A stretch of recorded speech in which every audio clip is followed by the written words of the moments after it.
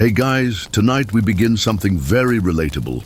Today's video topic is ancient Egyptian sleep rituals and dreams. But before we start, go ahead and like the video if you haven't yet. Let me know you're tuning in and tell me what time it is where you are. Dim your lights, turn on a soft fan or background sound if you like. Make yourself comfortable and let's begin tonight's journey together. The light fades over the river. The day lets go. The land exhales. A cool drift rises from the water. It carries the faint sense of mud, of lotus, of damp rush. The sky deepens to a soft violet. One star appears, then another, and then a spread of shimmering dust, quiet and patient, across a dome that feels close and kind. The city settles. Clay walls hold the memory of sun. They give it back slowly, like a warm animal resting. Doors close, mats are pulled tight. A few steps and courtyards echo, not with noise but with gentle routine. Hands wash bowls, palm fronds brush the ground. A child is lifted and laid down. An old woman sits by a small flame. The flame wavers and finds its shape. The river slides past. It moves without hurry. Oars are tucked into boats. Ropes creak as they tighten and fall slack.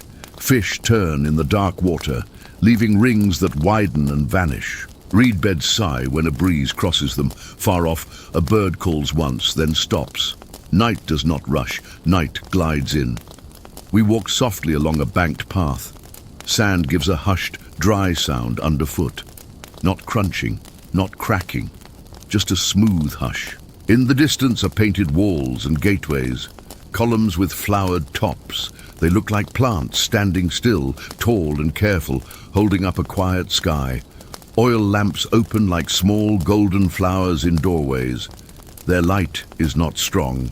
It does not demand. It spills and rests. It finds the curve of a jar. It touches the edge of a sleeping mat. It puts a glow on the smooth face of a cat who blinks once, then settles. The air is clean and mild. It has a sweetness, as if old stone has its own soft breath. The night holds sounds that are not sharp. A clay lid set gently on a pot, a foot that steps and pauses, the soft whisper of linen, a comb drawn through hair, a sigh. The lamps glowed. The streets were silent. The night was calm. Inside a house there is a courtyard open to the stars. A fig tree stands there. Its leaves are dark shapes against the sky. They move when the breeze finds them. A low table sits nearby. On it are bowls of grain, a folded cloth, a cup. The day's heat is gone from the stone floor. The floor is cool to the touch. A lizard waits in a crack. It does not move. It knows this hour. Bread was broken here earlier. Thick loaves, baked on hot stones. The smell lingers. Beer was poured in small clay cups. Dates and figs were set out. A little salt, a little onion, a stew of fish and herbs, the last warmth fading from the pot. The scent is faint now. It drifts and then is still. Meals end with quiet gratitude, with slow cleaning, with water poured and hands rinsed and bowls arranged. The family gathers in pale light. Eyes are soft, mouths are quiet. Everyone knows what comes next. The day is not chased away. It is eased away. There is no hurry. The night does not ask for speed. It asks for softness. There is a small shelf on the wall. It is painted. It holds little figures. A round, smiling dwarf. A mother with a swell of belly and the head of a calm river beast. They are strong ones. They guard the doorways between waking and sleep. They are watchers. The shelf also holds a cup, a tiny loaf, a garland of dry flowers. The flowers no longer shine, but they keep their memory of fragrance. They keep the shape of honor. A woman lifts a small lamp. She tips a pinch of fragrant resin into it. The resin warms. It softens.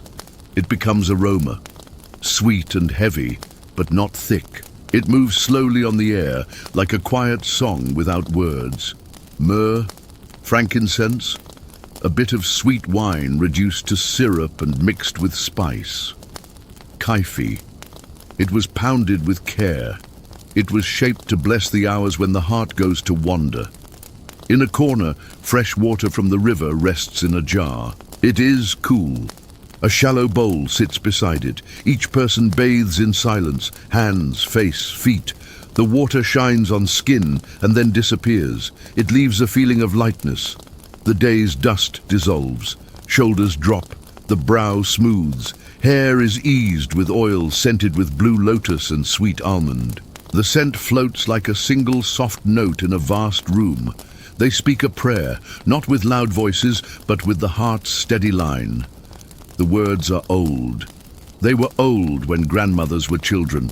They ask for safe sleep, for a night without bad wandering things, for dreams that are clear and kind. They ask the small household gods to stand in the room like gentle sentries. They ask the great gods to look down with cool eyes, like moonlight on a quiet river. On a bed made of smooth wood, cords are woven in a tight pattern.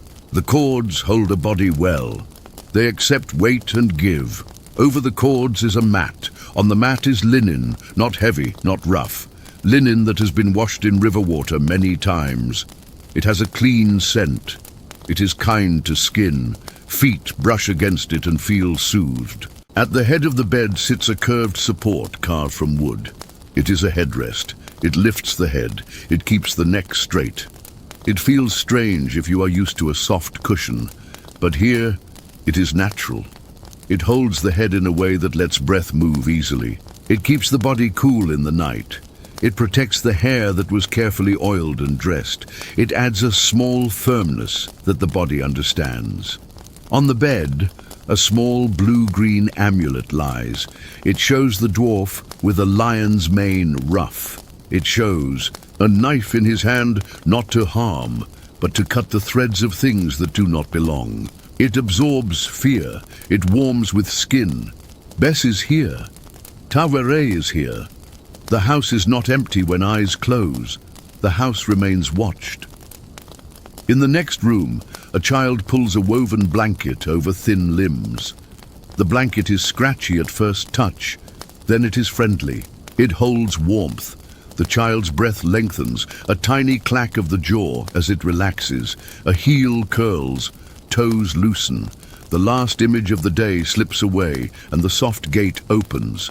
Outside, a breeze finds the courtyard. It crosses the walls. It lifts the edge of a curtain. It stirs a hanging palm frond. A moth circles the lamp and then chooses rest on the doorframe. The lamp's flame dips and rights itself, as if nodding, and then sitting up again. The lamps glowed. The streets were silent. The night was calm. Not far from this home is a narrow street. On one side stands a workshop. It is quiet now. During the day, wood shavings dusted the floor. Now the shavings are swept. The tools lie in a neat row. A carver's chisel catches a glint from the lamp on a low shelf. The scent of fresh cedar lingers, soft and resinous. A statue waits, unfinished, its cheeks smooth, its eyes blank. Tomorrow the eyes will be outlined with coal. Tomorrow the small lines at the corners of the mouth will be made. Tonight it is only form. It rests. Across the lane, a potter's yard has stacks of jars. Their bellies are wide, their necks are slender. The clay is pale and porous. It drinks the dew that settles on it in the dark hours. In another corner, a kiln is cold. The ash is grey and fine. It holds the last heat in a quiet way, like a memory inside stone. Further along, the marketplace empties itself into evening's soft hands. Stalls are closed with woven mats. Weights and measures are tucked into baskets. Scales hang still, arranged neatly for the next day. There were onions here, garlic, lemons green and bright, bundles of herbs tied with twine, fresh fish on wet reeds, now carried away. Bread pyramids stacked high earlier. Music once, played by a woman with a curved harp as people did their small buying and selling.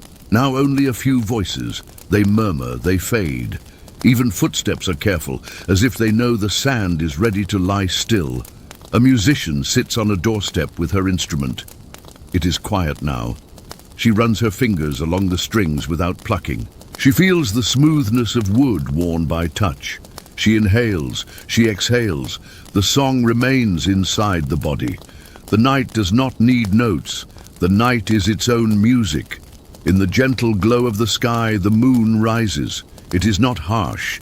It is a soft coin floating up. It lies on the top of the river and moves with it. The light touches reeds and sheds them in silver.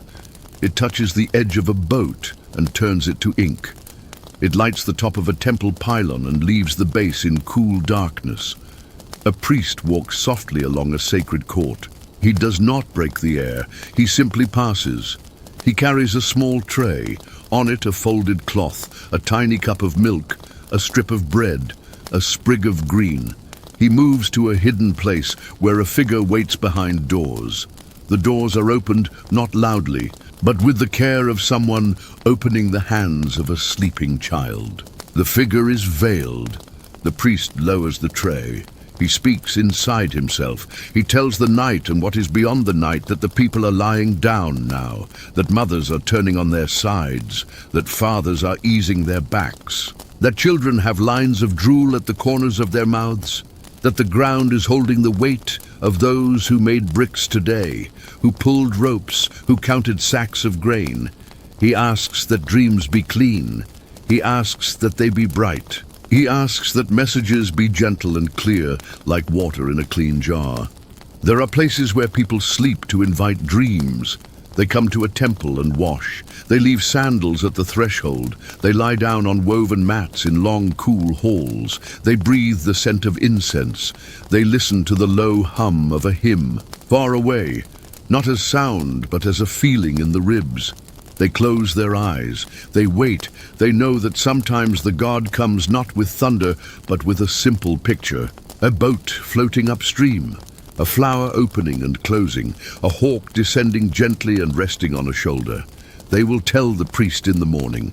The priest will open a book kept safe from dust. The book holds meanings. If a woman sees herself eating figs, it is a good sign. If a man sees his ear cut off, it might be a warning. If a child sees herself flying, it may mean protection. The book's pages, the soft brown of papyrus, whisper when they are turned. A scribe sits beside a low lamp. He copies lines from an old dream book onto a fresh sheet. The reed pen dips into black ink, then red.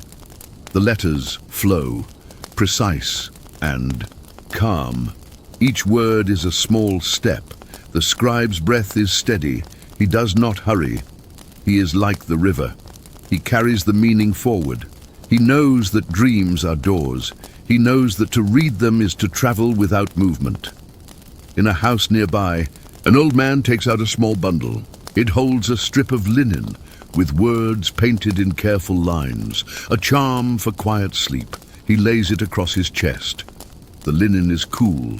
It warms. He thinks of a night years ago when a dream warned him not to walk a path by the water. He listened. In the morning, he learned that a part of the bank had fallen in. He feels gratitude. It is not loud. It sits in him like a warm stone. The lamps glowed. The streets were silent. The night was calm. The body knows how to fold into night. Legs curl, hands find a place. The world shrinks to the size of a room and then to the size of a breath. The breath goes in, the breath goes out. It moves like the Nile. It is repetition, with meaning. It is the same and it is always new. On rooftops, some choose to sleep under open stars. In hot months, this is a comfort. The roof is flat. The plaster holds coolness. Mats are laid. A low railing keeps the edge safe. A family lies in a line, heads toward the wind. They listen. A bat's wing cuts the air with a tiny whisper. A donkey shifts in a yard, its hoof hitting a loose stone, creating a soft, round sound. Somewhere, far away, a low drum. Not a beat. Perhaps a hand on a jar, testing it, then stopping. A thin cloud passes the moon and moves on. In the countryside, farmers make ready for sleep in the simplest ways. A hut with a reed mat for a door, a pile of grain in a corner. A slow dog circles twice and lies down, nose on paws. Above the hut, The Milky Way is wide. It looks like ground grain spilled across the sky. When the river rises in its season, the fields are water and reflection. When it falls again, the land is pattern, dark soil, pale paths, green shoots. Each season has its own sleep. In the flood, the world is cool and relaxed. Frogs sing. Mosquitoes. Nets are hung over beds. Sweet smoke rises from little burners to keep insects away. In the growing season, the nights carry plant scent, a green breath that soothes. At harvest, the air has a dry, warm smell like straw and sun, crisp and light. Dreams change with these scents. They are lush in the flood. They are orderly in the growing. They are busy at harvest, counting, sorting, stacking images neatly. At the edge of the desert, soldiers camp. Their tents are low. Canvas holds the day's warmth for a short while, then gives it back to the night. A circle of small fires, kept low, glows like a scattered necklace on dark sand. Armor rests on stands. Bows are unstrung. Spears lie on. The ground, points sheathed. A guard stands at each line, eyes moving, feet planted firm. But even here there is calm. The sand cools the soles of his feet. The stars keep him company. He knows their order. He knows when the third star rises above a dune, his watch is half over. In the tents, men breathe deeply. They sleep on woven mats with rolled cloaks under their heads. A lion-headed god hangs on a cord with a polished stone. It rests on a chest. It rises and falls with breath. Protection is a quiet weight. It is an amulet. It is a prayer. It is trust placed into the night. In a palace, soft and quiet too, not much different. Stone is smoother. Linen is finer. The scent of blue lotus is stronger, like water touched by perfume. A woman's hand wears rings heavy with carnelian and gold. She removes them slowly and places them into a small box. In that act is the same rhythm as in a farmer's hut. Remove, lay down, breathe, close eyes. The body understands this across all walls, across all rooms. Sleep erases lines and titles. It returns the person to a simple body, warm and breathing. This is an old, beloved thing. Temples hold the night's heart. In wide courts, columns stand like trees that have chosen stillness. In the holy places, a statue sleeps within the veil while the city rests. There is a chant, very low, at the edge of hearing. It is not to keep anyone awake. It is to keep a thread from morning to night, so that nothing is broken, so that even in sleep, the world feels held. A dream book sits on a shelf in a scribe's room. The cover is smooth from hands. Inside, lines in neat columns. If one dreams of a cat, it is good. If one dreams of a crocodile drawing near, it depends. If it passes peacefully, it is a blessing. If it bites, it is a warning. If one dreams of drinking clear water, rejoice. If water is muddy, wait. The scribe knows these meanings, and he also knows that each person's heart has its own language. He listens as the dawn comes, as people come with their dreams folded in their palms like offerings. He inks words slow and exact. He keeps a quiet face. He keeps a steady hand. The lamps glowed. The streets were silent. The night was calm. Evening in the market had a soft ending. Now, late, a baker kneads dough for morning. He likes this hour. The air is cool and the flour feels like soft sand. He presses and folds, presses and folds. The dough rises under his palms. It gives and holds. He will leave the loaves to rest. He will lie on a bench and let his eyes close. When he wakes, the oven will be ready. The first light will show smoke, curling into the pale sky. Sleep holds him like a basket holds grain, safe and contained. A mother oils the small feet of a child. The feet are brown from dust and play. The oil makes them shine. She presses a thumb gently into the arch. The child's toes open, then curl. The mother hums, but so softly that it is more like breath. She strokes the hair. She lays a small, carved hippo on the mat. It has the face of the safe mother with sharp teeth for those who mean harm. It looks fierce and kind at once. The mother glances once at the small shelf with figures. She nods, just a tilt of chin. It is enough. At the doorway of a house, a man scrubs his hands with natron and water. The natron is gritty, it cleans. He rinses and the water runs clear. He dries his hands on a cloth hung on a peg. He picks a comb and runs it through his hair, slow and even. He dips 2 fingers into a small jar. Coal is smooth and cool. He draws a faint line along the lids, not for charm now, but because the powder soothes, because it keeps the eyes comfortable in all seasons. It is a part of the ritual. The body knows what comes next. Robes for the night are simple, linen, light. The way it slides over skin is part of the settling. There is a rhythm. Bathe, oil, dress, pray, lie down.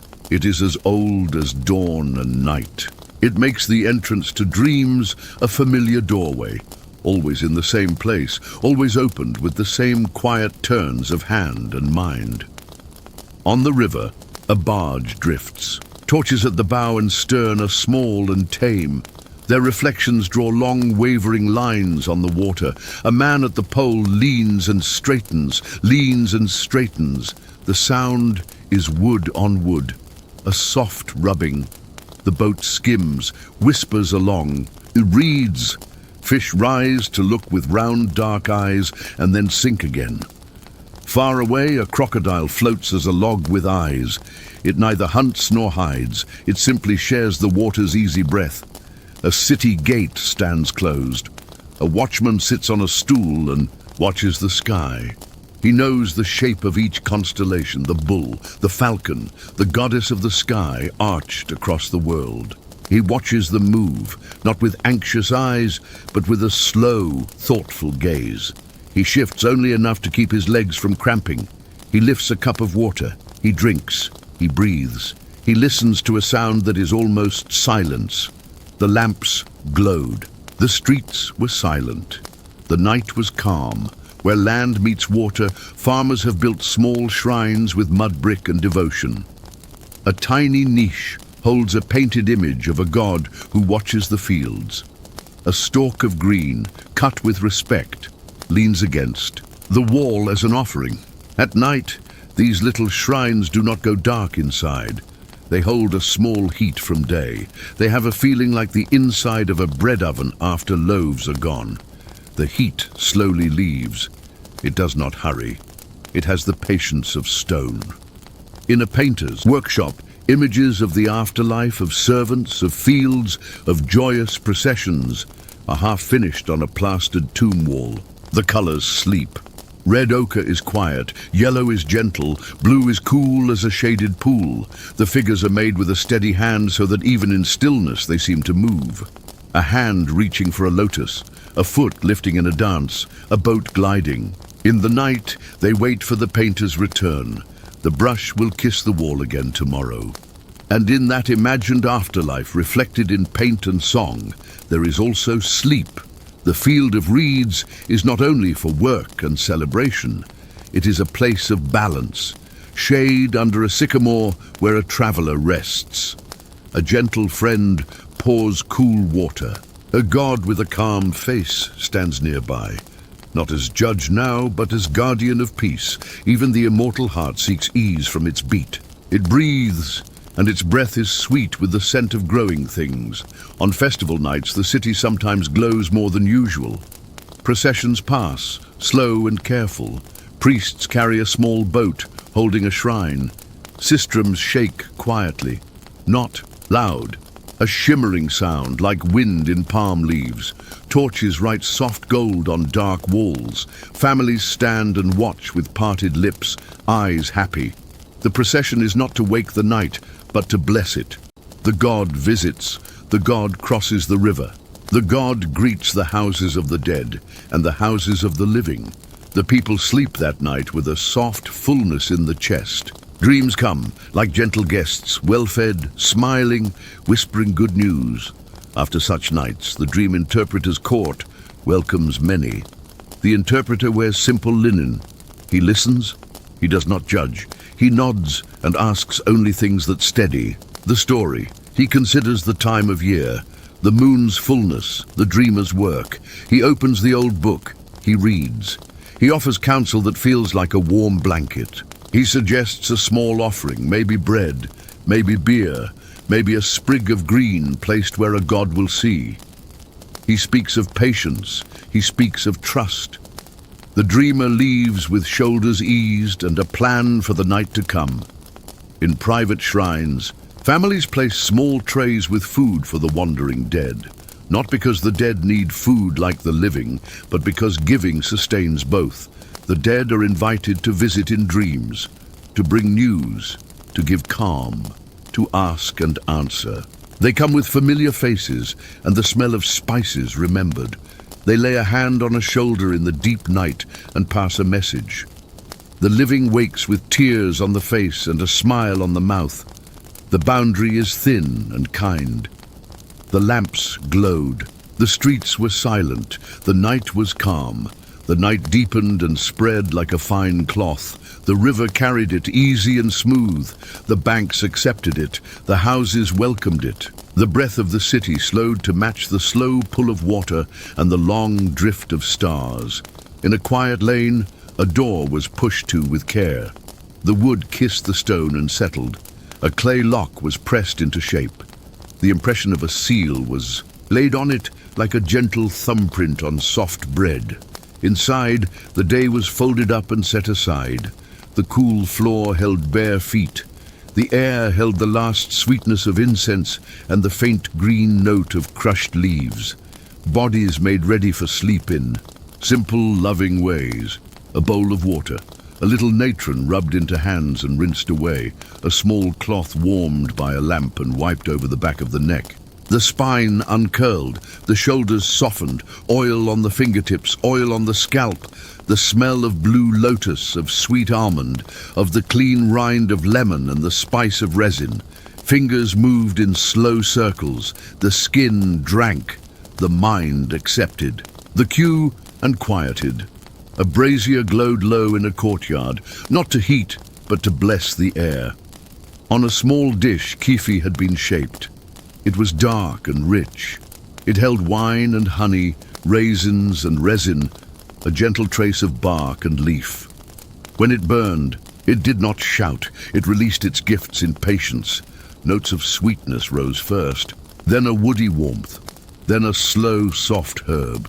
The scent found corners and sat there like a friendly guest. It touched the edge of sleep without waking it. A cat twined itself around a stool leg. It looked with slow eyes at the door, at the lamp, at the person it belonged to. Then it jumped lightly to a woven mat at the foot of a bed and made a circle. It pressed itself into that circle and became still. A tail tip flickered once and ceased. Dreams came to cats too. Dreams of warm stone and quiet birds, and places where sun stayed on fur without end. The lamps glowed. The streets were silent. The night was calm. The village of the tomb workers lay on a ridge above the green valley. Its houses were narrow and white. Its alleys twisted like a polite maze. By day, tools rang. Brushes stroked. Lines of red and black guided color. By night, the village became a soft, sleeping animal curled against rock. The artisans rested their hands. They laid their reed pens on shelves. They rinsed the dust from their feet. They spoke their private prayers in the language of breath and stillness. Their dreams were busy sometimes. They built in the mind as their hands built by day. Walls rose and met roofs. Boats slid across painted water. Feasts appeared in precise order on low tables. Scribes wrote lists of offerings in neat columns. But in many nights, their dreams were simple. A fig tree, a cool jar filled to the lip, a child's laugh that opened and then faded, a god's feather lying across a heart and finding it light. On shelves near their beds, small figures kept close watch. The dwarf with the lion mane, the hippo mother with human face, a falcon on a small perch, a scarab with its round back rubbed smooth by thumbs, an eye that saw in darkness. These were more than images, they were promises.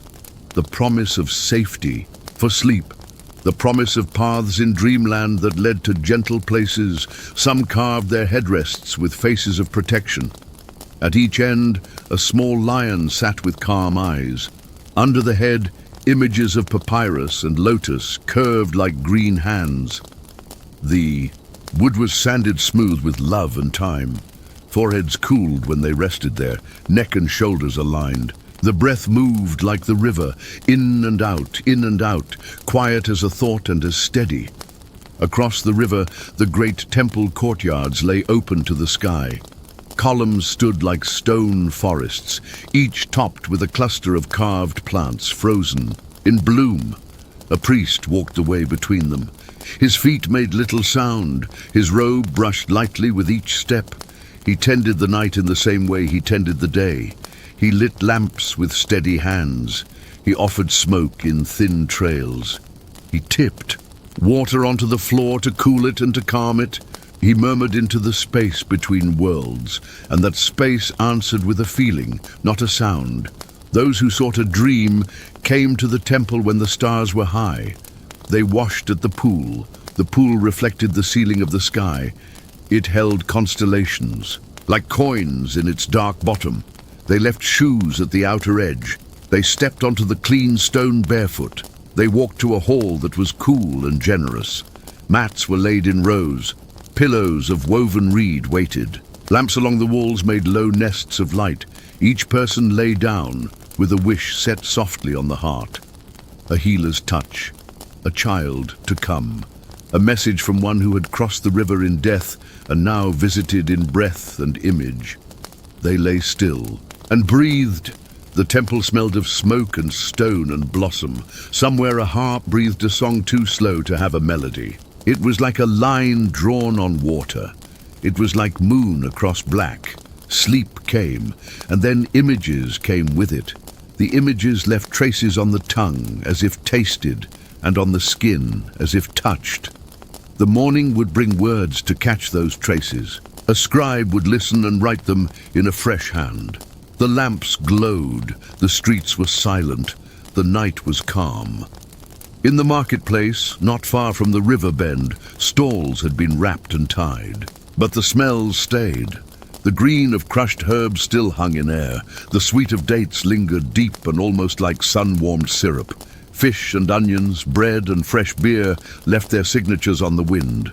A few crickets found the shade of baskets and chirped as though night were a blanket pulled to the chin. A stray dog ended its search in a corner and watched the empty space that would be full at dawn. Perfume sellers kept their treasures in little globes of glass and long-necked jars. By day, they lifted stoppers and waved scents under noses. By night, the stoppers were secure, but a tiny bit of fragrance always escaped. Myrrh, clean and warm, frankincense, bright and resin-sweet, blue lotus, watery and soft. Their ghosts drifted and curled into alleys and courtyards. They blessed sleep, the way a gardener waters a fig at dusk, and the fig later gives shade. Music had slowed. It did not end. It never truly ended. It found another shape. A woman in a doorway tapped the rim of a drum with her palm. Not a beat, just a stroke to feel the skin underhand. A boy leaned against a wall and blew one soft breath into a reed pipe, then held the rest of the song inside. A man plucked a harp string and listened to its small voice fade into stone and return thinner, like a thread pulled through cloth. Bathing was a simple joy in homes, small and grand. A clay jar of water, a basin at the feet, a palm fiber brush with gentle bite, hands scooped and poured and rubbed, dirt left, heat left, weariness uncoiled and sailed out the open roof toward the stars. The skin sparked with clean, the limbs felt new. A small breeze seemed to come from inside the body, fanning the ribs, cooling the heart. Children were tended with simple rituals, feet washed, hair smoothed, a little oil traced along the spine, a whispered hope pressed into the crown with a warm palm. a figurine of a dwarf guardian tucked into small fingers. A plant sprig, still damp from washing, hung on a peg above the bed. The night watched all this. It approved. It moved its vast length over the city like a big animal settling its fur. The lamps glowed. The streets were silent. The night was calm. Away from the city, the fields lay in ordered quiet. Channels were paused between one use and the next. Water gleamed in them like black silk. The silt of the river was dark, almost blue in moonlight. It was cool to the touch and rich with all that kept life growing. Farmers knew this richness without naming it. Their hands remembered, their legs remembered. Their backs understood the balance of bending and rising, and how sleep healed the muscles' low song. In flood time, water covered the land and turned the world into a shallow, shining sea. Boats moved between homes and fields. Steps stored against house walls became piers. Children floated on bundles of papyrus. Fish were near, thick and helpful. Frogs sang in broad choirs that began at dusk and did not tire. Nights in this season smelled smooth and river-sweet. Sleep was cool. Dreams carried images of plenty. A hand scooping seed into a furrow that needed no digging. A basket filling itself. The hum of happy water. In the season of growing, the fields stood green like soft armies. Shoots aligned, leaves trembled in wind that smelled faintly of milk and green sap. Nights were quiet. The earth made a gentle crackle when it cooled. Insects stitched sound along the edges of irrigation channels. Sleep here had a rhythm of rows and counted steps. Dreams followed paths between plants. They visited the same plant twice and noticed the way the leaf had deepened in color. They called things by their names, and the names were pleasant to hear. In harvest season, air was straw-sweet and warm. The ground felt firm and high. Men and women sang slow songs that matched the pace of hands binding and lifting. At night, stacks stood like tame hills under stars. Sleep was satisfied. The body fell into rest as a well-fed child falls into a nap. Dreams were stacks too, dreams sorted. They folded memories and tied them with twine and set them in a corner of the mind for winter. The lamps glowed. The streets were silent. The night was calm. In desert border forts, night was another kind of friend. It was wide. It was clean. Sand held heat at the center and gave cool at the skin. Tents faced the wind with a kind of respect. Ropes were tied as the sun fell. Pegs were checked and pressed deeper. Fires were made small. The smoke rose straight and disappeared into velvet. A guard's sandals rested beside his mat. His feet enjoyed the free air. He moved his toes and felt each grain of sand. He looked to the desert's edge and saw only the simple line where earth ended and sky began. He watched stars move. He tracked them like a reader, tracking letters across a page. These star stories were steady. They did not ask much. They said, "This. Night returns, night protects, night informs." His hand rested lightly on a staff. An amulet touched his chest and settled with each breath. The image carved on it had power that could be felt even in the dark. It stood between the sleeper and what wanders unfriendly. It invited good dreams to approach. In caravans, travelers made circles at evening. Stones ringed small fires. Water. Skins were set in a place where they would stay cool. Bread was warmed by embers and softened with a little oil. Sand was brushed away from the resting place with a birch of palm fibers. Headrests were set. A cloth was laid over face and ears to keep the breath of the desert gentle. Sleep came quickly after the day's long steps. Dreams showed wells and oases, and the ideal line of horizon that brought relief when it was reached at dawn. The lamps glowed. The streets were silent. The night was calm. The city's bathers used what was at hand: basins, jars, pools in courtyards. A mother cleaned a child's feet like a blessing. A father rubbed his shoulders and sighed a little as the knots loosened. A sister combed a brother's hair and detected the day's tangles and smoothed them without haste. These simple acts were shared across classes. A noble in a fine house did the same with finer jars and cloths. A worker in a small room did the same with a clay cup and a hand-me-down cloth. Sleep did not care for status. Sleep cared for ease. The body thanked every gentle rubbing, every rinse, every breath scented with plant and resin. In houses rich, beds had carved legs like lions. A spread of linen lay smooth as calm water. The weave was tight. It had been beaten and washed many times. It had lost all harshness and kept only strength. On a stand, a lamp burned with a wick of linen, blackened at tip, glowing at heart. A tray held figs and a small cup of beer for a last sip before lids dropped. On the wall, a painted scene showed a family under a sycamore. A god in kind shape offered cooled water to the lips of someone who had crossed into the great West. Even in such images, sleep was present. The shade of the tree, the calm of the pond, the curve of backs leaning against trunks with utter trust. Letters to the dead lay under pillows or near headrests. They asked for help with small things. A quarrel healed. A child's fever calmed. A thief kept far away. They were written in careful hand and sweet words. At night their requests rose like smoke and found those being asked. Dreams brought answers in images and in feelings. In the morning, a person woke with certainty or with a plan. A small offering would be made in gratitude. Bread for a father, beer for a grandmother, a flower for a friend. The relationship continued, soft and strong. Dream interpreters were quiet people with careful eyes. They did not lean forward or frown. They listened and let dreams settle between them and the teller like a shallow bowl of water. They watched how the surface moved. They watched how it stilled. They turned pages of a papyrus with the same respect with which they handled bread or a child. If one dreamed of eating what was sweet, it meant favor. If one dreamed of teeth falling, it could mean the passing of someone, or simply the shedding of something old that no longer served. They offered what tradition said, and they offered what the heart suggested. They did not push. They placed meanings gently in the palm and let the dreamer choose what fit. The lamps glowed.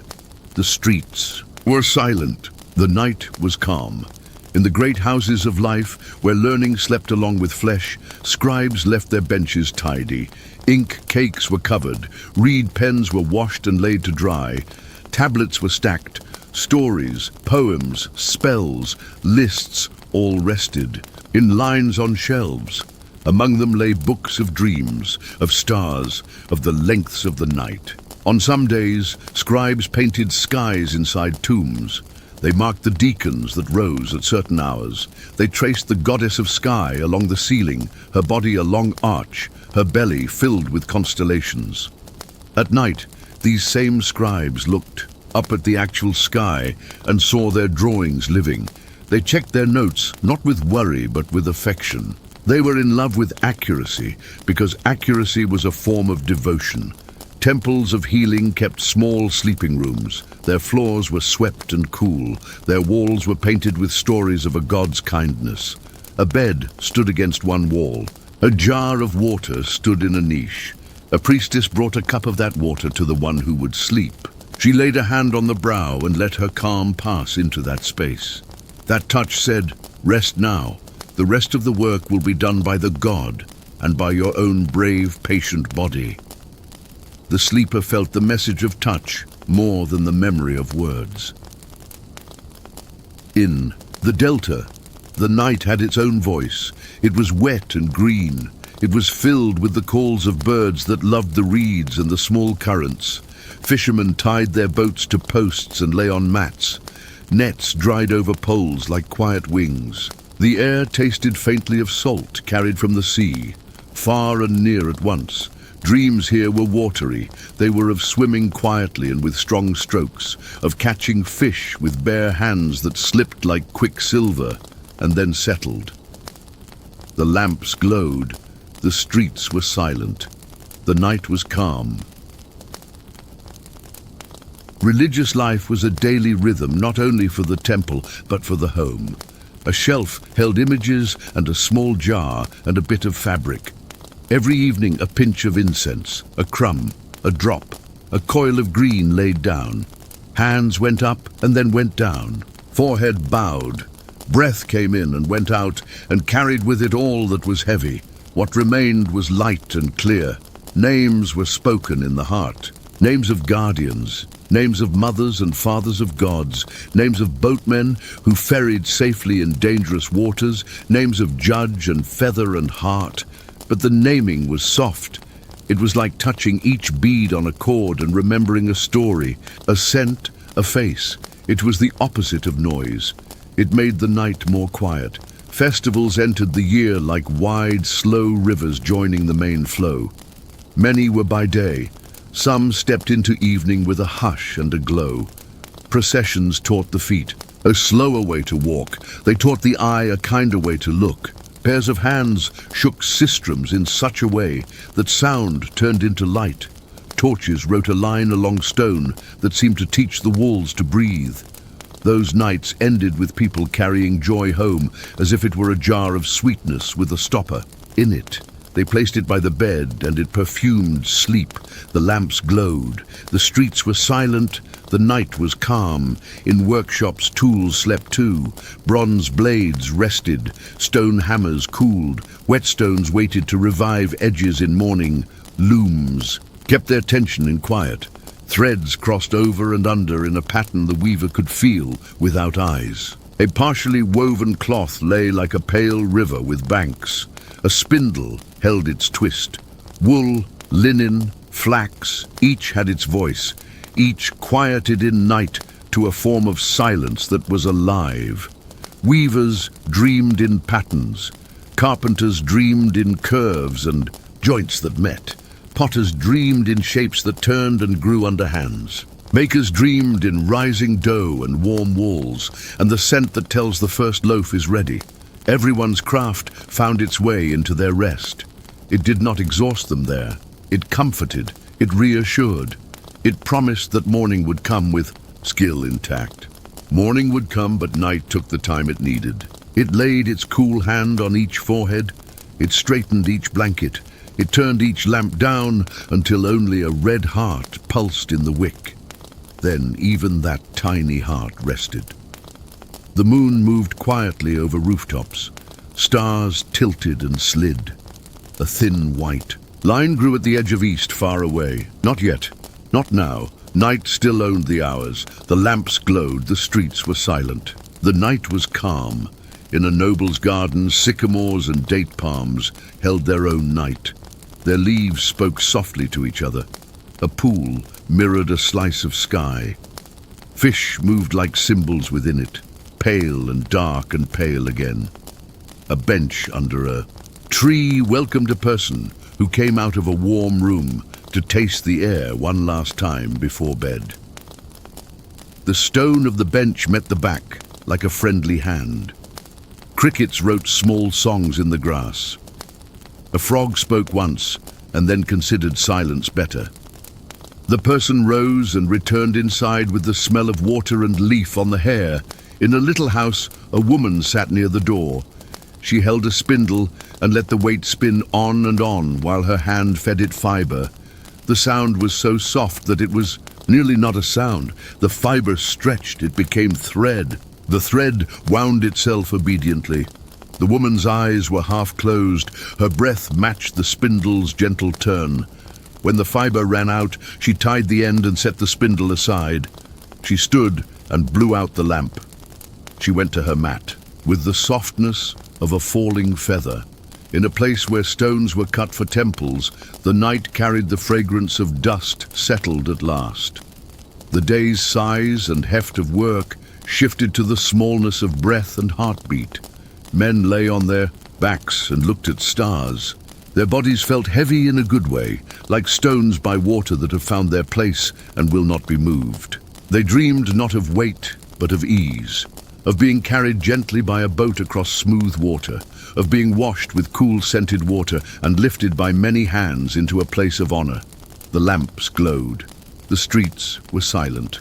The night was calm. In the city's heart, A physician sat with jars. She had pounded herbs earlier when the light was good. Now she labeled in her mind and covered in practice. Seed of fennel for stomach peace, willow bark for pain, leaves that comforted cough, bits of resin for the burner that dry air made harsh mouths crave. In a small drawer, amulets waited to be tied onto wrists and ankles. The physician knew that sleep did half the healing. She was pleased when people came back and spoke of nights without waking. That meant her hands and the gods had worked together. Scribes sometimes fell asleep where they worked. Their heads found pillows of folded cloth. Their lamps went low and cast large shadows on the wall. The shadows looked like mountains or animals. In dreams, the shadows moved in friendly ways. They offered guidance. They did not obstruct. In the animal courtyards of temples, sacred creatures slept in their stalls. The sound of their breathing filled the narrow ways with a kind of song. Clean straw rustled, water in bowls ticked as it cooled. A caretaker sat in the doorway with knees drawn up and head on arms, and joined them in rest. The temple dreams included hoof and feather and fur. They included the great dream of a world kept in balance by kindness and care. The lamps glowed. The streets were silent. The night was calm. Beyond the last houses, the desert took on its 1,000 small colors, even under moon. Grains of sand flashed like tiny bones of light. The dunes held curves so perfect that the eye rested and never wanted to count or measure. The wind's voice was soft and constant. It went on and was never boring, because it shifted like cloth over a body at sleep. It smoothed edges, it filled hollows, it erased steps that did not need to remain. It left a place clean for morning's fresh prints. Travelers in oases bathed their feet in clear pools. They watched palms trace the sky with long fingers. They lay down under the trees on mats that smelled faintly of dates and dust. Their breath lengthened. Dreams came that were full of fruit and water and friendly shade. They woke in the night and did not know why, and then heard a small sound, a branch settling, a bird shifting, and smiled and closed eyes again with trust. The lamps glowed. The streets were silent. The night was calm. Night had a way of making time soft. It did not cut it into sharp pieces. It did not point to hour and demand movement. It rolled it gently, like dough under careful hands. It made sure there was enough. For morning bread, and for dream bread too. It allowed people to revisit moments they loved. A child being lifted from bath, damp and warm, and set into a towel that smelled of sun. A father's hand steadying a pot while a mother poured. A grandmother's fingers tracing a pattern on a grandchild's palm and promising safety without speaking. These moments returned at night not to be changed, but to be warmed again and admired and put away with a smile. At the edges of town, people sometimes laid out mats on rooftops. They chose the highest corner to catch the breeze. They lay with heads toward the north wind and feet toward the door. They looked at the big goddess of sky and felt at home under her. They did not need to name her. They did not need to name themselves. They were simply bodies in a safe place, breathing with the world. The lamps glowed, the streets were silent, the night was calm. Morning would eventually stir. The baker would wake and push coals, then wood, then flame. The scribe would stretch his fingers and feel joy in its small pops. The potter would wet his wheel. The fisherman would untie his boat. The market would lift its woven mats and show the day the wonders it had hidden at night. But night, just for a little longer, kept its shield between people and their tasks. It whispered to them. It told them the river still flowed. It told them the stars were loyal. It told them that rest was holy and would make them strong. In the palace, a woman woke for a moment and turned her face toward the cool side of the pillow. Her earrings lay in a small dish, and caught a piece of moon and threw it onto the wall like a coin of light. She smiled at the simple beauty and closed eyes again. In a hut, a boy woke because a breeze touched his face. He moved his foot and found his sister's ankle and rested it there, and the comfort of contact made him sink deeper into sleep. In a soldier's tent, the guard touched his friend's shoulder to wake him for watch. The friend grunted softly and rose. The first guard lay down with relief and pulled his cloak to his chin, and within breaths you could count on one hand, slept. The lamps glowed. The streets were silent. The night was calm. The god of the moon crossed the sky like a boat gliding. The gods of protection stood at doorways and windows like gentle lions. The goddess of writing made sure that the dreams that needed recording would find scribes who woke with clear recollection. The god of air moved in and out of lungs, steady and cool.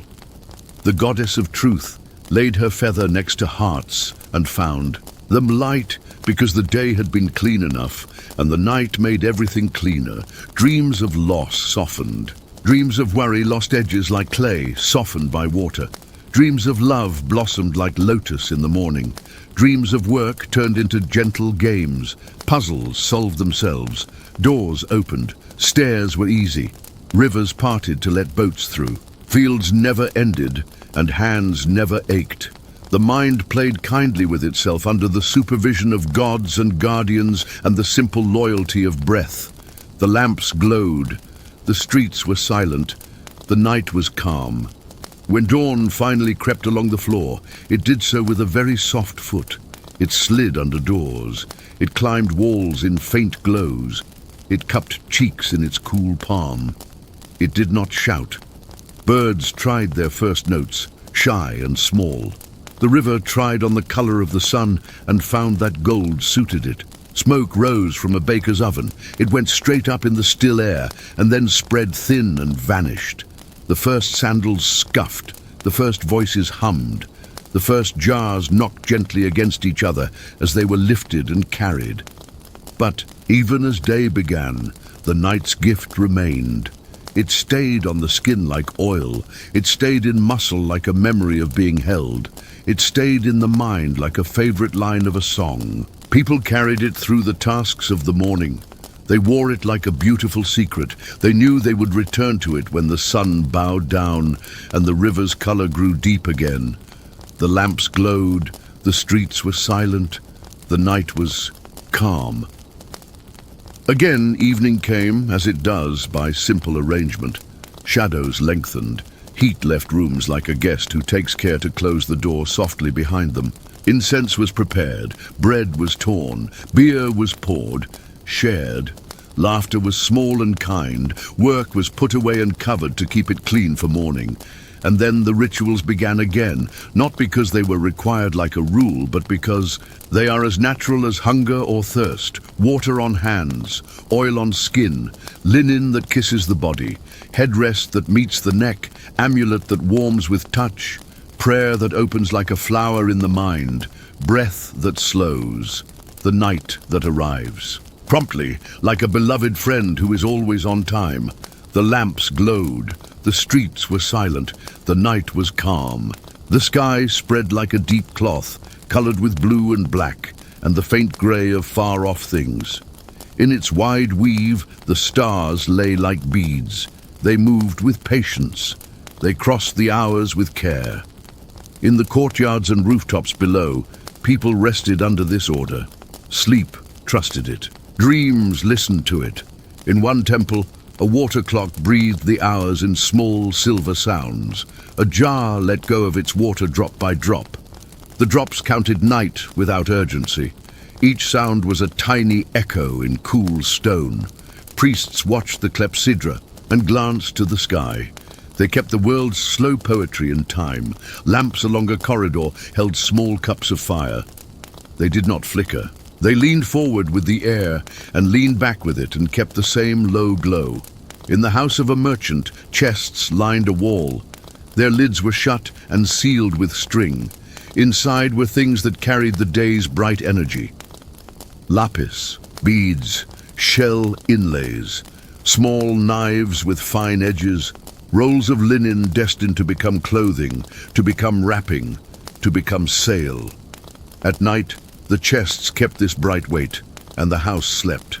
The merchant's breath slowed. His wife's shoulder rose and fell under a light veil. A cat dreamed in curves near their feet. Near the market, the scent of crushed mint remained as a memory in the air. The sweet smoke of yesterday's resin drifted from a crack in a wall and mingled with the night. A bench still held the warmth of someone who had sat and told a story while lamps burned low. The story was now in the stone. The story would sleep with the house and wake when it was wanted again. The river tied the city together like a soft cord. It pulled slow light across mud, brick and stone. It moved sleep toward the fields and brought field songs back to the city. It carried the whisper of papyrus leaves on its skin. It showed the face of the moon, as if the moon were a flower that opened and closed in its dark mirror.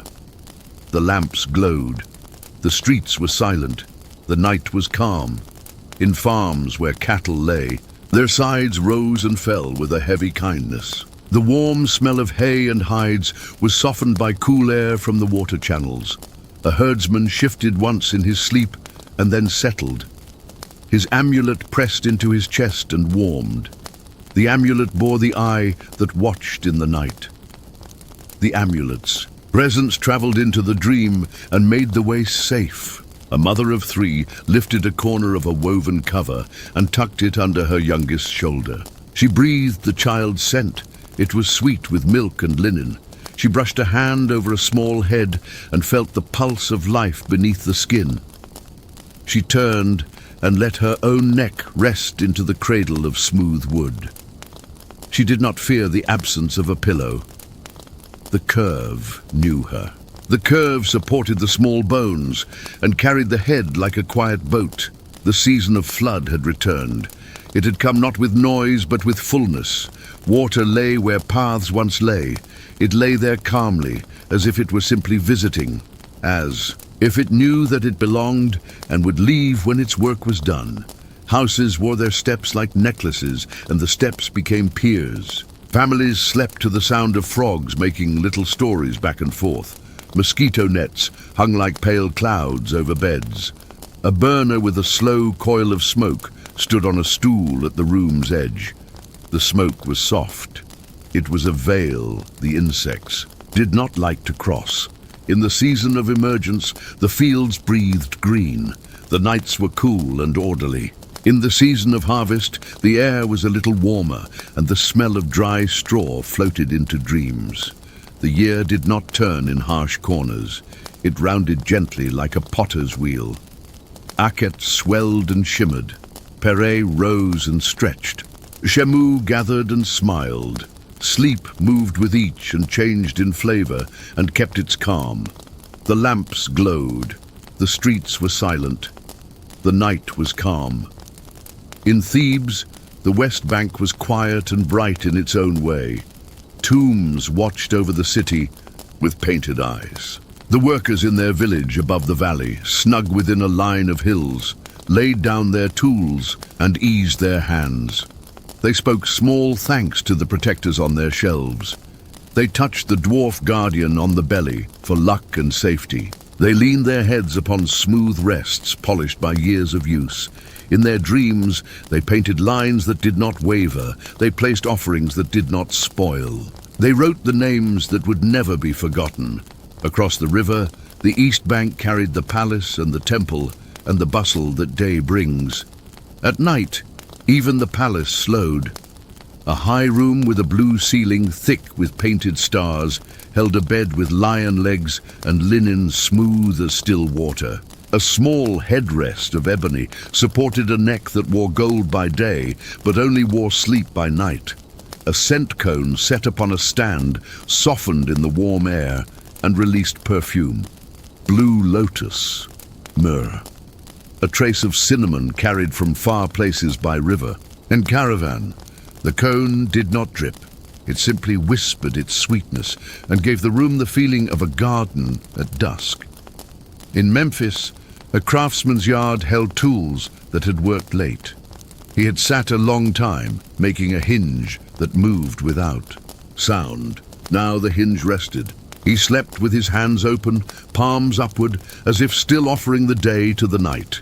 In his dreams, the hinge was a star. It turned on darkness with grace. It held a door between worlds and let it swing easily.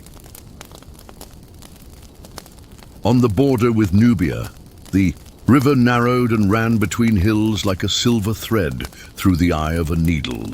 Forts rose on rocky banks. Soldiers, fed and calm, lay on mats in lines that made sense to their leaders and also to the night. A watchman paced slowly, as if not to wake the stones. He looked at the pattern of stars and knew the time. He listened. To the water touched the rocks in the same places over and over. He breathed in the smell of granite, dry and warm, even in dark. He carried a thought of home in his chest. It was not longing, not pain. It was a smooth stone that he rubbed with his mind and found comfort.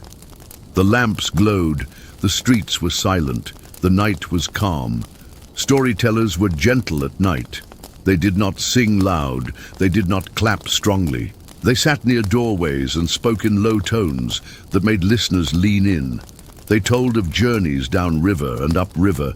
They told of the time when a scribe dreamed a dream so clear that his waking felt like a second dream. They described the field of reeds not as a place of glory, but as a place of balance.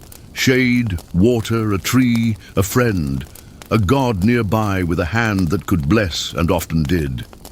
Their stories laid paths for dreams to walk. They did not demand. They invited. They were built of simple things, a bowl of figs, a clean mat, a date palm's shadow lifting and lowering on a wall. They paused often. People drifted into sleep and did not miss the ending, and there was no harm in that. The ending would come. Again another night in another voice with new softness. Musicians did not stop either. Fingers found strings in the dark and pressed lightly so that only the player could hear. The shape of the harp was known to the body. Its curve lay against the shoulder like a child who wanted to sleep. Pipes were placed on folded cloth. Drums were turned upside down to keep their skins tender. Sound became memory, and memory became the air itself. The lamps glowed. The streets were silent. The night was calm. Dream interpreters woke early. They opened their doors to people holding dreams as if they were carrying bowls filled to the lip. The interpreters invited them to sit. They offered water. They nodded with the patience of a field that takes in rain and knows how to let it sink. They opened the books. The books were old. The papyrus had the softness of something touched often, ink in black, ink in red. Columns that paired the image with the meaning, a crocodile that passes by. Good. A crocodile that follows you. Consider. Caution. Eating a sweet cake. Good fortune. Eating bitter greens. Cleanse the heart. Cleanse the mouth. Speak well today, and it will pass. Sometimes the interpreter closed the book and listened only to the tone of the dreamer's voice. Sometimes the dream's shape told more than its parts. A staircase that ended in light, a boat that turned with the current and did not fight, a friend's hand that was warm and stayed on the shoulder. These were good. A chase without end, a path where feet never found purchase, a door that would not open even under kind hands. These needed care. The interpreter suggested a small offering, a loaf, a jar of beer, a sprig of green left by water at dawn, then a prayer at night, then sleep again with trust. The lamps glowed, the streets were silent, the night was calm. In little rooms where clay became vessel, wheels were silent. In each jar the day had made lay a piece of the potter's breath. It was inside the curve like a secret. It would be there when someone lifted the jar at a feast, when someone poured water for a child in the morning, when someone washed their hands before sleep. The jar was more than a jar. It was the memory of the night's calm time after time. On low tables, scribes kept bundles of letters tied with string. Some letters were to the living, some were to the dead. The letters to the dead said things that could not be said in public. They asked for small interventions, small protections. They asked for guidance in dreams. They were written with tenderness. They were placed under headrests or beneath mats. In the night, the dead drew near in kindness. Their voices were not like voices. They were like warm air against the cheek. They were like a scent you could not place, but knew you had loved. Household gods stood watch by lamp glow. Bess with his tongue out, fierce and amusing for the sake of children. Tavaret, solid and sweet, with the line of her jaw set as a guard, and her eyes softened by care. The Wedget eye, whole and shining, reflecting any harm away from sleepers. The Jed pillar, steady as a spine for the house itself. The Tayet knot, a loop of red protection tied in the heart of night. These were shapes that made sleep brave and calm. The lamps glowed, the streets were silent, the night was calm. Sailors anchored long boats and covered their decks with mats. They knew the language of water in the dark, the little lappings, the larger sighs, a line creaking, a pole touching. The bottom, and telling a depth without words.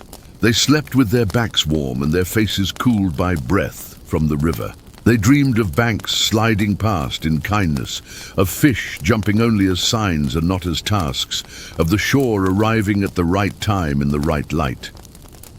In the City of the Sun, the night was cooler than the name suggests.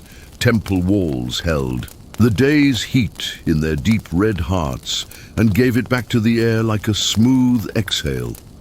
A priest lit a cup of fragrant oil and placed it before a small figure within a shrine. He spoke inwardly. He said that the people slept. He said their breath was a thread that tied them together and tied them to the stillness. He asked for good dreams, for dreams that were true and kind, for doors that were unlocked and gardens that were open, even in the places of the mind where trees do not often grow. In the north, dew found leaves and lingered. Linen hung from doorways and soaked it in. In the morning, the cloth would smell like sky and green. The city would wake into this scent. But for now, the dew was the night's quiet gift. It cooled bricks. It made the world feel held. The lamps glowed. The streets were silent. The night was calm. In workshops of gold, tiny hammers lay beside tiny chisels. Wires coiled like sleeping snakes. Stones rested in shallow bowls of sand. They had been chosen and tested by touch.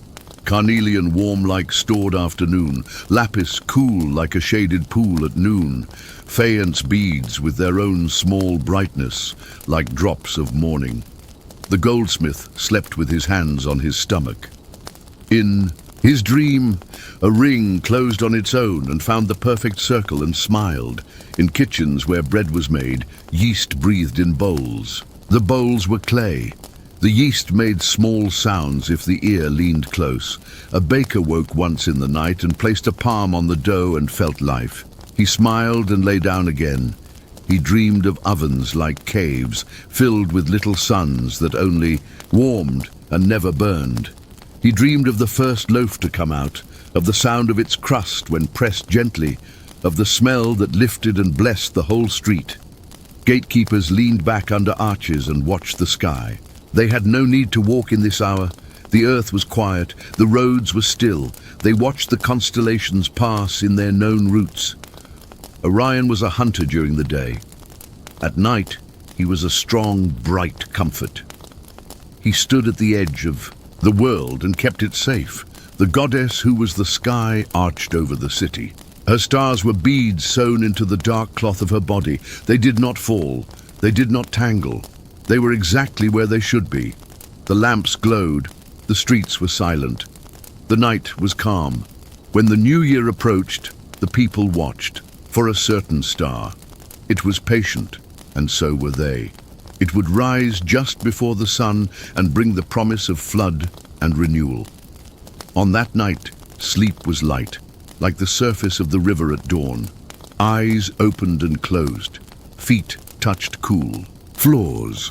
Hands poured a little water to honor the moment. A gentle song rose from one house and then from another. Not a chorus, not a clamor, a simple shared happiness that drifted like incense, found friends and grew. On desert edges, caravan leaders counted their tools and slept. Their heads lay on folded cloaks. They dreamed of the line on the horizon keeping its promise. They dreamed of dates and milk shared at dawn beneath palms with leaves the size of loving hands. They dreamed of shade moving in small steps and waiting for them as if it knew their pace. On the royal roads, messengers arrived late, ate lightly, and slept. Their sandals leaned against a wall like two crescent moons. Their sticks stood in a corner like two reeds. They were never rushed in the night. The world would wait until morning for their news. The gods did not hurry them. Sleep was ordered like a command in these places, and it obeyed by relaxing the body completely. The lamps glowed. The streets were silent. The night was calm. In shrines, to healing, the ritual of dream-seeking was tender. The floor was washed with water that had touched sacred stone. The mat was new. The pillow was woven reed with a little clean cloth over it. The priestess spoke no words. She set a cup of water by the sleeper's hand. She placed a small green branch at the edge of the mat, cut fresh and fragrant. The sleeper lay down and let the breath of the room fill the ribs and empty them. The God came in the language of pictures, a snake that moved through a basket and came out shining. A lotus that opened from the middle and let starlight in. A hand that held another hand, strong and gentle. In the morning, the dream was given to words, and the words were given to the scribe, and the scribe gave them back in writing. The circle closed. The healing began. In family rooms, little children slept with fingers curled around toy animals carved from wood. Little lions, little hippos, little monkeys. The toys watched their owners with still faces and big feelings. They had taken on the warmth of small hands and kept it. Parents rested beside them with half an ear open and half the heart, and still they slept deeply. Trust was a blanket. Love was an amulet stronger than stone. The lamps glowed. The streets were silent. The night was calm. In the huts of fishermen, nets hung like cloths of moonlight. Their weights touched each other gently and made a necklace of soft sounds. Sleeping men and women dreamed of clean pools and clear waters. They dreamed of fish that came willingly, not out of foolishness, but out of the world's generosity. They would return most to the river with a blessing. They would keep enough. In dream and in waking, balance is the law, and the rest is joy. In the great court of a temple, columns lifted the sky. Their painted capitals were dim and kind. In the late hour, a priest closed the doors of the shrine. He pushed the bolt into place. He turned. He breathed. He placed his hands on the cool stone of the doorway and let the chill move into his palms and up his arms. The god behind the door slept, or did what gods do when the world sleeps, which is to guard it without making a show. The priest left, a small lamp. Its flame moved like a heartbeat. It was enough. In the houses of scribes, scenes of life and the next life were painted upon pots and upon walls. Oxen ploughing, women grinding grain, lute players, harpers, cupbearers, rowers. The pictures glowed by lamplight even when no one looked. They taught the night their colors. They kept company with sleepers. They promised that beauty was not just for day. They promised that the next world would be familiar and sweet. The lamps glowed. The streets were silent. The night was calm. In granaries, sacks of barley stood in neat rows. The floor was swept. The air was dry and smelled good, like straw under sun. A guard sat on a stool and leaned back, and the wall held him. He did not fear thieves. He did not fear fire. He had water in a jar and bread in a cloth, and his breath in his chest, and the night around him like a cloak. He thought of numbers without seeing them. He saw a field and a harvest, and the lines of sacks, and the lines of days. His thoughts were, as orderly as the rows before him. He was happy in his work and happy in his rest. In gardens around villas, lotus ponds reflected stars. The water was black and deep and smelled of life. A breeze passed and the pads trembled. Fish below turned. Once turned twice, and the surface showed their movement as a single quiet ripple. The owners of the gardens slept under low nets to keep insects away. Their servants rested near doors and under staircases, snoring lightly. Everyone belonged to the same night. Everyone received the same calm. The lamps glowed. The streets were silent. The night was calm. At small household shrines, offerings waited for the morning sun, but the night saw them first. A little bread, a little beer, the smallest cup of milk, a piece of roasted fish, a few green leaves. The air near these offerings felt thick with kindness. It did not matter that the god was not seen. It did not matter that the dead did not step through the door in flesh. The exchange was true. The heart knew it. Sleep wrapped itself in this knowledge and grew full and strong. In the courts of law, tablets lay on benches with cases paused between breath and breath. Judges slept with their heads on supports used by their fathers.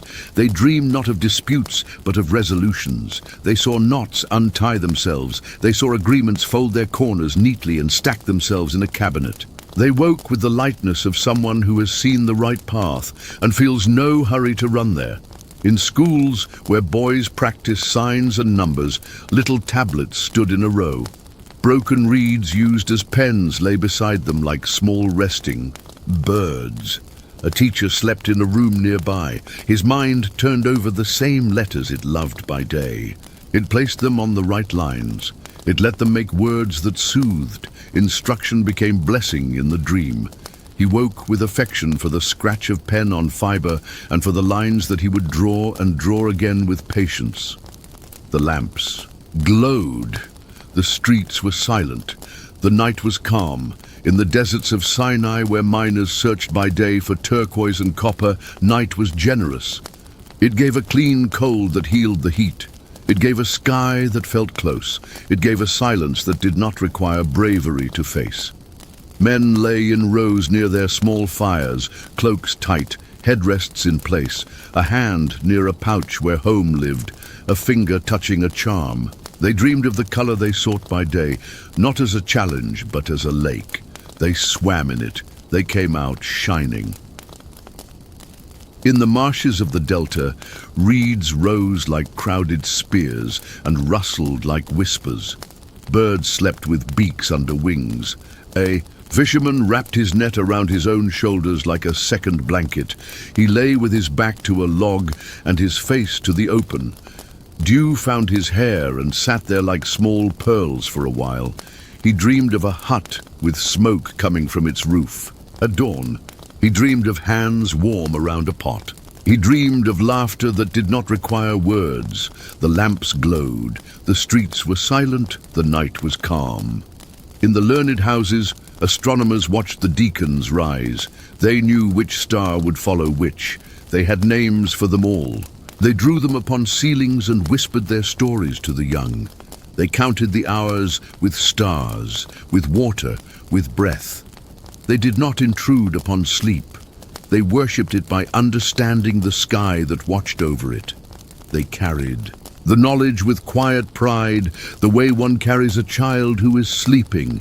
Gentle hands, slow steps, care with every turn. In courtyards where families gathered after evening meal, the slow combing of hair was a ritual. Mothers combed daughters, fathers combed sons. The combs had teeth that had learned patience. They did not catch and pull. They found paths. They smoothed. The hair shone in lamplight. The air filled with the smell of oil and human warmth. Afterwards, heads rested easier. Dreams found no tangles there. The lamps glowed. The streets were silent. The night was calm. Afternoons had their own rest too. In the heat of day, shade was worship. People moved slower. Work shifted to things that liked to be done in stillness. But the night remained the great rest. It was the gentle promise that followed sunset like a friend sitting down beside you. It arrived every time and brought the same gifts and sometimes new ones, small and surprising as a new herb in a familiar stew. There were feasts when music went longer and laughter bubbled like a fountain, and even then, when the last song became only an echo, the night settled everything with a hand on the shoulder. Perfumed cones melted slower in those hours, and their scent held the house like a toy house under a dome of fragrance. Bodies found their mats, lamps were capped, doors breathed and closed, feet found their stillness. Eyes learned the shape of darkness again and loved it. In the far villages, the horizon was low and even. The moon came up and set down, as if bowing to the people and to the fields. There was no need to measure much there. Time was known by tasks and by birds and by the feeling of air. Sleep began when it must and ended when it must. It was as clean as water poured from a jar into a cup and then into a mouth. It washed the inner places and left the world ready for morning. The lamps glowed, the streets were silent. The night was calm. In the memory of those who had lived long, nights had patterns. They could say when a wind would come based on the way a day had smelled. They could say when dew would be heavy by the shape of a cloud at sunset. They could say when dreams would be full and urgent and when they would be gentle and vague. They could say when to sleep on the roof and when to sleep on the floor near the water jar. They were guardians of comfort. They passed on these small arts like recipes. A little more oil in the dry month, a little less incense in the wet one, a thin cover in the hot time, a woolen wrap in the cool nights. These changes were quiet. These changes were kindness. In the houses of artists, pigments slept in shells. Brushes lay with their hairs toward the wall to keep their shape. The air smelled of groundstone and glue and old plaster. On one wall, a goddess turned her head slightly to listen to a harp. Her ears were painted to be alert. Her eyes were kind. She kept company with the sleepers and shared their dreams. The dreams had color. They had soft edges. They had the feeling of a temple courtyard at dawn. The lamps glowed. The streets were silent. The night was calm.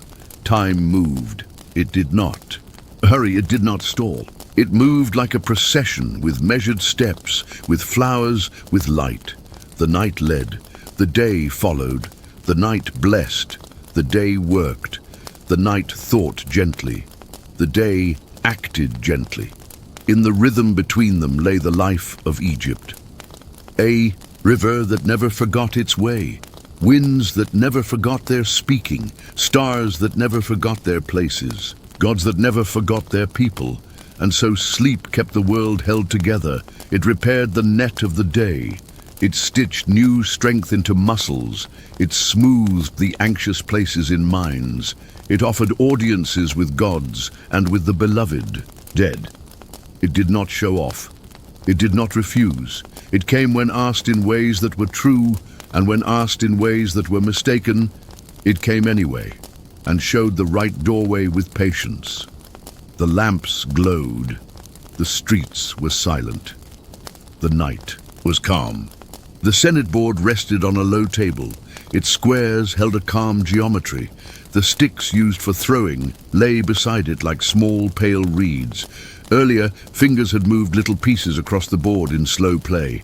The game had asked for thought, for patience, for a trust that the path went forward even when it turned and doubled back.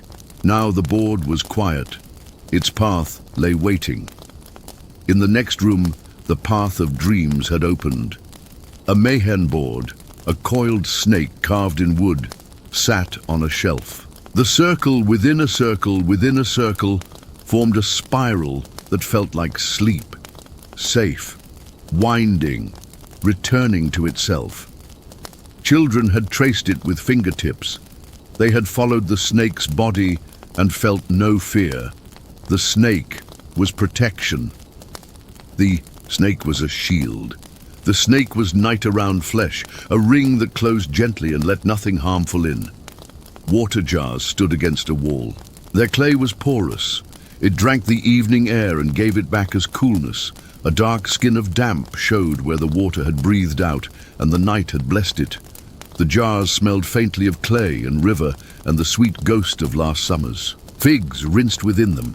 If a palm brushed one as someone passed, it felt like touching the side of a resting animal. Quiet, alive, good. In a weaving room, a loom held threads in an orderly forest. Warp strings hummed with attention remembered. In the wood, the shuttle slept, nose tucked under a fold of cloth like a bird under wing. On the floor lay a basket of flax, pale and soft as straw at dawn. The weaver had cleaned her comb and oiled her fingers. She had covered the half-made cloth with linen to keep it safe from dust. She had leaned her forehead briefly on the looms. Beam and breathed once, then twice, and the loom had breathed back in wood and fibre, and she had smiled without moving her lips. The lamps glowed. The streets were silent. The night was calm. In a midwife's corner, small bundles waited, cloths folded and smooth. A string of amulets tied with care. The frog of birth for quickness and life. The goddess of destiny standing at the head of a brick chair carved on a charm, promising safe passage for both. A jar of honey with a lid sealed in wax. A little pot of soothing salve. The midwife slept with her hand on the edge of her basket. She did not dream of trouble. She dreamed of warm shoulders and new cries falling into silence as mouths found milk. She dreamed of soft eyes opening to their first lamplight and closing to their first night. Guardians stood at thresholds. The painted guardians on door lintels and the carved guardians on small staves. Some households placed a protective wand under the mat, cut with images that had teeth and claws for enemies and smiles for friends. The wand was not used as a stick. It was used as a line. It drew a circle around sleep and made it sacred. In a room at the top of narrow stairs, a youth lay with a scroll forgotten under his arm. The scroll spoke of river levels and of measures, of the numbers that made the storehouses honest and full. He had read by lamplight until the words had turned to soft shapes and the shapes had floated away. The reed pen had rolled to the floor and rested in a pool of quiet shadow. He breathed through his nose. He made a small whistling sound with each exhale, not loud, not troubling. The sound belonged to him. The night heard it and accepted it. A small altar held images that looked like family. A woman in a wig with a calm face. A man with a paintbrush and palette. A child with a finger to lips in the sign of youth. They were made of wood, polished, until they shone. They held flowers in painted hands. Their feet were placed flat and square, steady. The family who had placed them there lit a pinch of incense at night and a pinch at dawn. They spoke the names, not loudly, not lazily, just right. Names keep things alive. Names keep sleep safe. The lamps glowed. The streets were silent. The night was calm. On festival nights of great joy, the city remembered to be gentle when quiet finally came. The sistrums had shaken and slowed, their bright metal tongues resting against frame. The little drums had lost their last soft thrum. The bark of the god had returned to the hidden room. The air still glowed where torches had passed. It felt warm in a way that did not heat the skin. It warmed the spirit.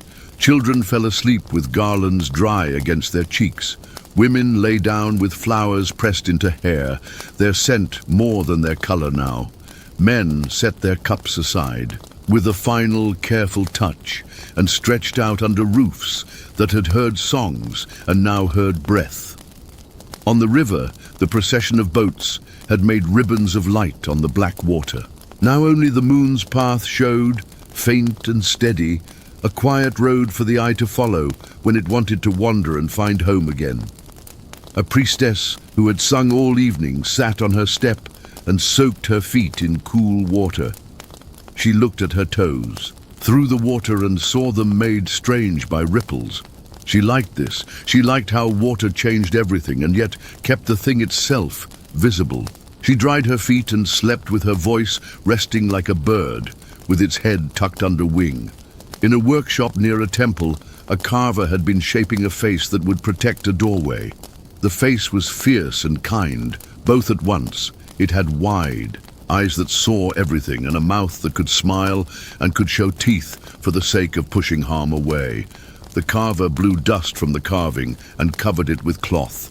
His hands were still dusty when he lay down. He did not wash that night. He wanted to carry the smell of cedar and acacia into sleep. He wanted his dream to be a wood room, warm and faithful. The lamps glowed. The streets were silent. The night was calm. In the city of the lioness, where a goddess of heat and healing had her home, people slept with respect. They honored the fierce. One with cool offerings. Water was poured onto stone in thin lines. Flowers were placed in shadows where the sun would not find them. At night, the goddess softened. She took the shape of a gentle cat and walked along the thresholds. She checked the corners for fear. She found none. She returned to her shrine and lay down like a lamp. In gardens of the cow goddess, music rested in the leaves. The trees showed, horns in their branches and soft eyes in their shade. The night there felt like milk, slow, nourishing, full. Lovers slept under nets and dreamed of laughter that was tender, of wine that did not unsteady the hand, of songs that were mostly silence with a few notes to mark the passing of joy. In the places of the ibis god, the scribes of dreams and medicine watched over sleeping bodies. They did not wake them. They checked that lamps had safe shields. They checked that doors were closed to drafts. They checked that the water in cups was clean. They moved like thoughts. They left no sound behind. They honored the work that sleep was doing. They would write the results in mourning. They would bind truths to papyrus. They would add another line to the careful books. The lamps glowed. The streets were silent. The night was calm. On rooftops, mothers and daughters braided hair under stars. The braids were not tight. They did not pull. They were soft cords made for comfort and for style. Fingers moved slowly, surely.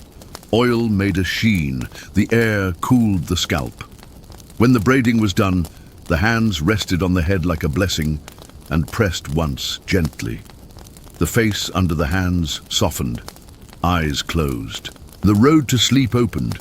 In courtyards, fathers smoothed mats and shook out blankets in slow, exact movements. They took pride in the order of things.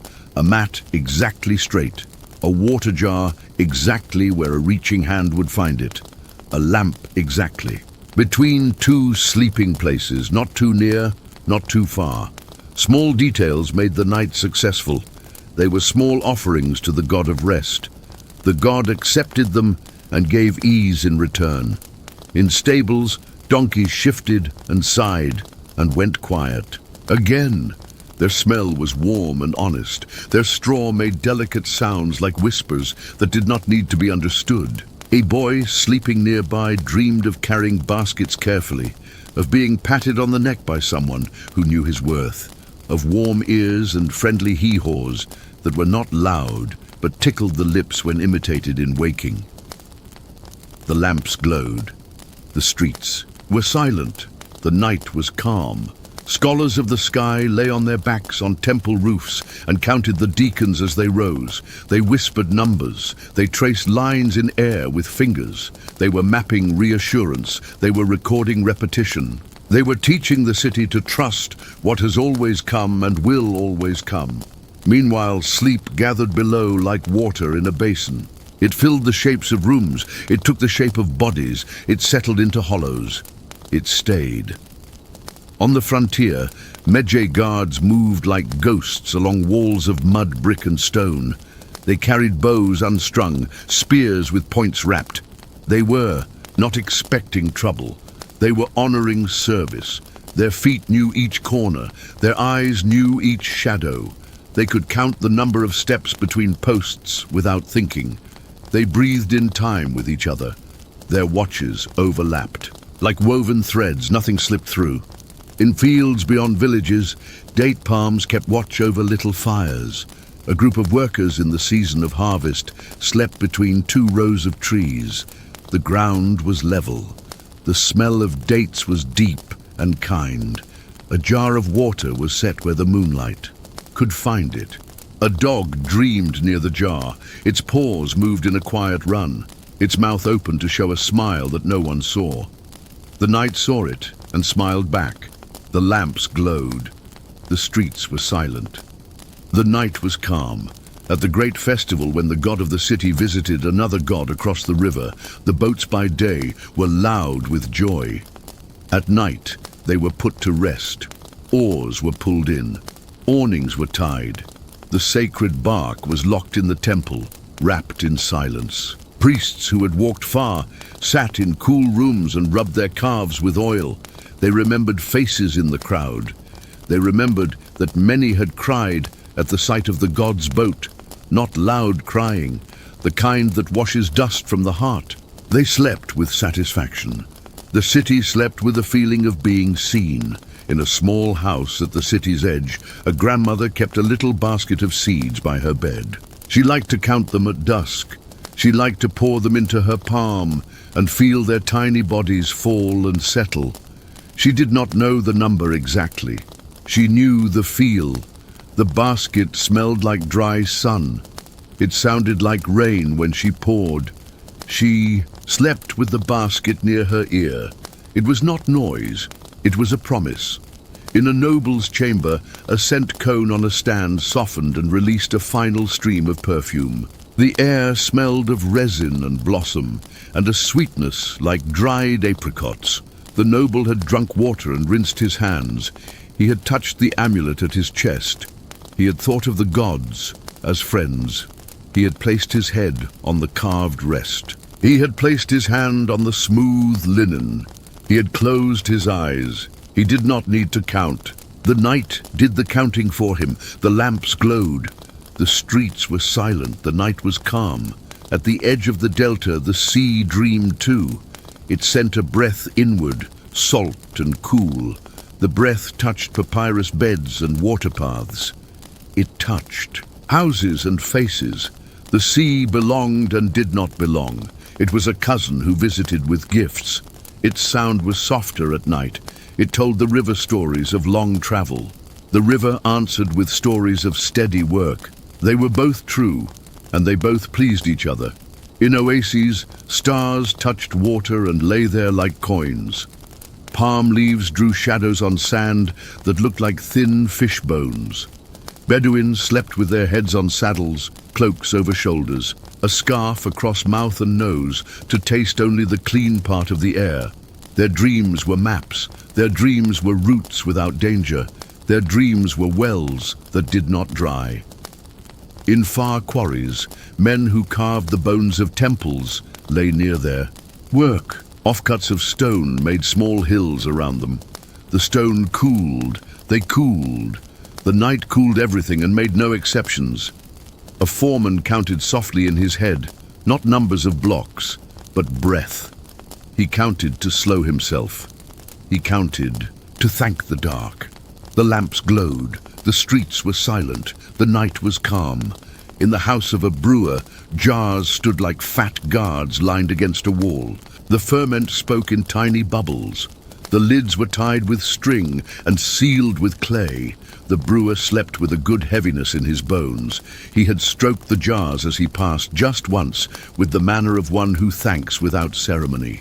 In his dream, the beer poured smooth and clear, and the foam held a delicate line like the edge of a cloud.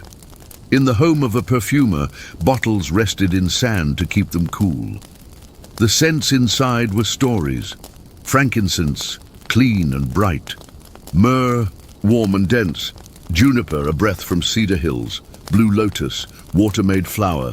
The perfumer dreamed of a garden wide as the sky, every plant open and giving its best with no asking. In the morning, she would mix a little of this with a little of that, as she had in her dream. The mixture would be soft as a lullaby. In a school where children practiced numbers with pebbles, the pebbles had been herded into bowls. The bowls were labeled with neat strokes.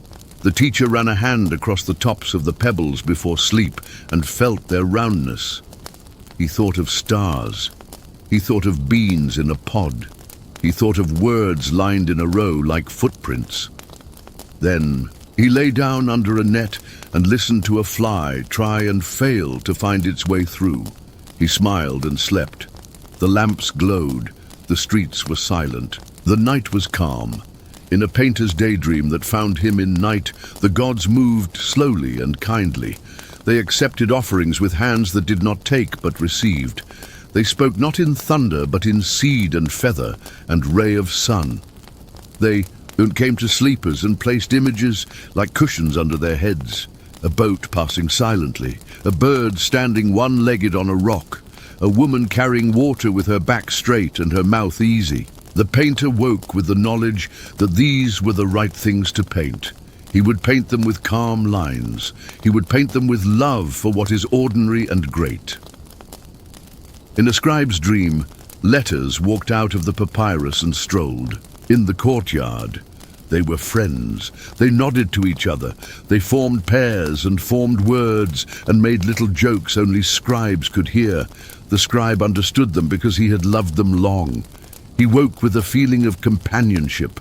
Like a quiet fire inside, he lit a lamp before dawn, just to see the letters again and tell them he remembered. In a priestess's dream, the temple opened like a flower. Bees made of sound moved through the air. The bees were chanting. They went from offering to offering, with care and without hurry. The priestess walked among them with a bowl of cool water. She touched each altar and felt the stone thank her. She woke with wetness on her palms. It was only dew from a jug, but it felt like a blessing. The lamps glowed. The streets were silent. The night was calm. At the new year, when the star that brought flood rose just before dawn, families woke in darkness with soft excitement. They did not speak. They went to the river. They poured a little water into the air and let it fall. They tied green sprigs to doorways. They returned to beds or to mats and slept a little more before morning came strong. In their half-sleep, dreams showed the river swelling, not to frighten, but to cradle. Houses stood fast. Fields drank. People smiled with open hands. In the temple of a healer who had once been a man and was now a god, sleepers lay to ask for dreams that taught healing. The god came wearing the warm face of a builder. He spoke by touch and by the presence of tools. A chisel that became a knife that became a reed pen. Cut the rot, stitch the wound, write the cure. He showed a bowl of herbs and the hand that pounded them. He showed a wet cloth laid on a hot brow. He showed a night where fever broke at the hour of the third star. The sleepers woke with knowledge. They woke with peace. In border towns where travelers brought tongues from far places, the night made all words the same. Breath in, breath out. Footsteps slowed. Heads found rests. Nets were tucked. Doors closed. The world's languages agreed on silence.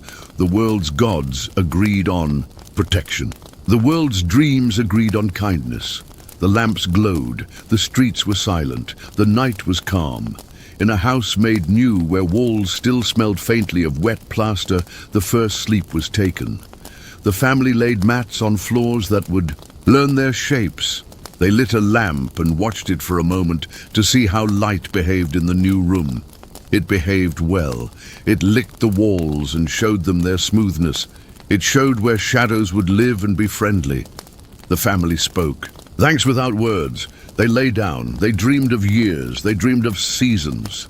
They dreamed of the slow parade of days that would pass through these rooms like a procession, carrying all the little altars of meal and prayer and work and rest. In a house very old, where the same family had lived for generations, the night felt like a familiar song. The rafters creaked at the same time they always creaked. The floor cooled at the same hour. The wind knew where to find the door and how to move the curtain without making more than a tender sound. Ancestors had slept here. Their sleep was a layer under the present sleep. It lifted and held the bodies of the living. It told them stories without words. It told them that everything would be well, because it had been well, and because care was continuous. In the palace, a royal dreamed of a hawk that landed gently on a wrist and did not dig in its claws. The hawk's head turned left and right, and then opened its beak and let a small light out. The light flew across the room and rested on a scroll. In the morning, the royal rose and unrolled a document and saw the path that was needed. It would be done with calm, and at night the hawk would return as dream and sit quiet and pleased. The lamps glowed, the streets were silent, the night was calm. At last, as each night always does, this one leaned toward morning. It did not spill the day out in a rush. It poured it, steady and thin, into the bowl of the world. Lamps went out, doors opened, sandals found feet, jars were lifted, mats were rolled, nets were folded. The river showed a new color, and reeds tilted their heads to listen, but the deep gift remained. It clung to skin like oil. It lay along bones like smooth wood. It stayed in thoughts like a pleasant scent one cannot name. It would make the day kinder. It would make the work easier. It would make the next night welcome. And when evening came again, the steps would be the same. The washing, the oiling, the offerings, the laying down, the breath, the drift, the vision, the return. Egypt would let go of itself as it had for so long. The river would carry it, the sky would cover it, the gods would hold it, the homes would guard it, the fields would quiet it, the desert would sing its soft song around it, and sleep would do its patient holy work once more. The lamps glowed, the streets were silent, the night was calm.